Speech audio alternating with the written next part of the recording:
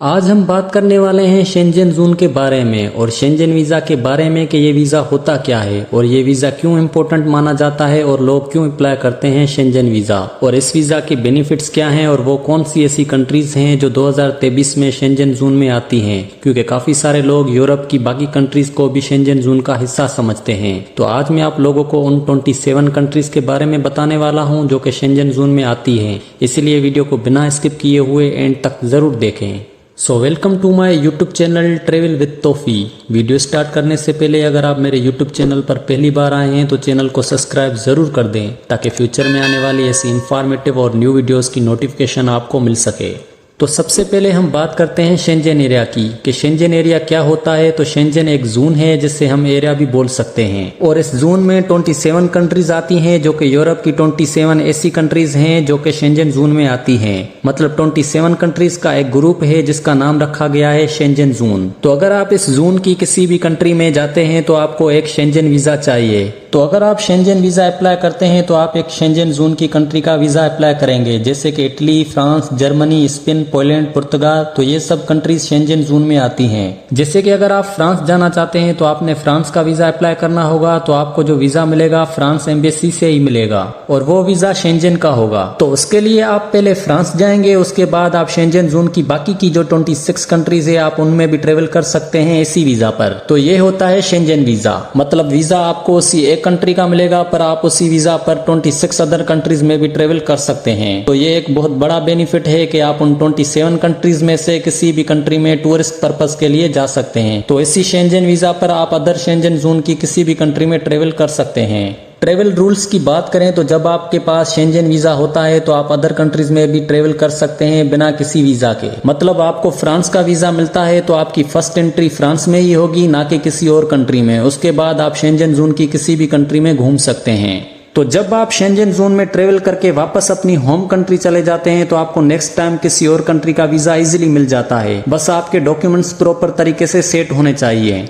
इस वीजा पर एक और बेनिफिट ये भी है कि शेंजन जोन की काफी सारी ऐसी कंट्रीज हैं जिनकी करेंसी एक ही है, पर उन 27 कंट्रीज में से 3-4 ऐसी कंट्रीज भी हैं जिनकी करेंसी अलग अलग है, जैसे कि स्विट्जरलैंड, पोलैंड, स्वीडन, नॉर्वे। तो इन कंट्रीज की करेंसी अलग अलग है। बाकी की 23 कंट्रीज में यूरो ही चलता है, जिसकी वजह से आपको ट्रेवल करने में भी कोई प्रॉब्लम नहीं होती।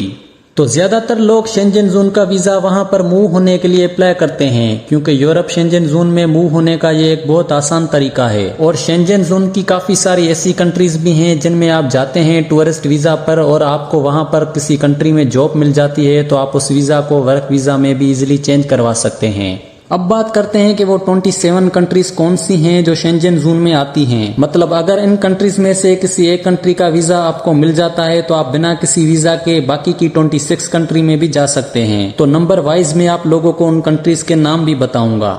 तो नंबर 1 पर जो कंट्री है वो है ऑस्ट्रिया, और नंबर 2 पर जो कंट्री आती है वो है बेल्जियम, और 3rd नंबर पर जो कंट्री है वो है क्रोएशिया, और 4th नंबर पर जो कंट्री है वो है चेक रिपब्लिक। उसके बाद 5 नंबर पर जो कंट्री है वो है डेनमार्क, और 6 नंबर पर जो कंट्री है वो है एस्टोनिया, और 7 नंबर पर जो कंट्री है वो है फिनलैंड। नंबर 8 पर जो कंट्री है वो है फ्रांस। उसके बाद नंबर 9 पर जो कंट्री है वो है जर्मनी, और नंबर 10 पर जो कंट्री है वो है ग्रीस, और 11 नंबर पर जो कंट्री आती है वो है हंगरी, और नंबर 12 पर जो कंट्री है वो है आइसलैंड, और 13 नंबर पर जो कंट्री आती है वो है इटली, एंड 14 नंबर पर जो कंट्री आती है वो है लेटविया, और 15 नंबर पर जो कंट्री आती है वो है लिechtenstein, ये भी एक शेंजन कंट्री है, और 16 नंबर पर जो कंट्री आती है वो है लिथुआनिया, और 17 नंबर पर जो कंट्री आती है वो है माल्टा, और 18 नंबर पर जो कंट्री आती है वो है लग्जमबर्ग, एंड 19 नंबर पर जो कंट्री आती है वो है नीदरलैंड। नंबर 20 पर जो कंट्री आती है वो है नॉर्वे, और 21 पर जो कंट्री आती है वो है पोलैंड, और 22 पर जो कंट्री आती है वो है पुर्तगाल, और 23 नंबर पर जो कंट्री आती है वो है स्लोवाकिया, और 24 नंबर पर है स्लोवेनिया। तो ये दोनों कंट्रीज भी शेंजन जोन का हिस्सा है।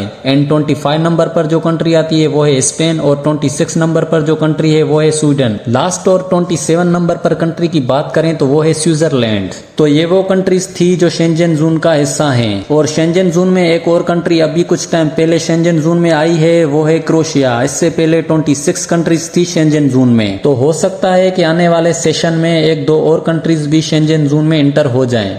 उम्मीद करता हूं कि आज की ये वीडियो आप लोगों को ज़रूर पसंद आई होगी। मज़ीद ऐसी इन्फॉर्मेटिव वीडियोस देखने के लिए चैनल को एक बार ज़रूर विजिट करें, क्योंकि इस चैनल पर आपको फॉरेन जॉब्स और इन्फॉर्मेशन मिलती रहती है। आज के लिए इतना, अपना बहुत सारा ख्याल रखें। अल्लाह हाफिज़।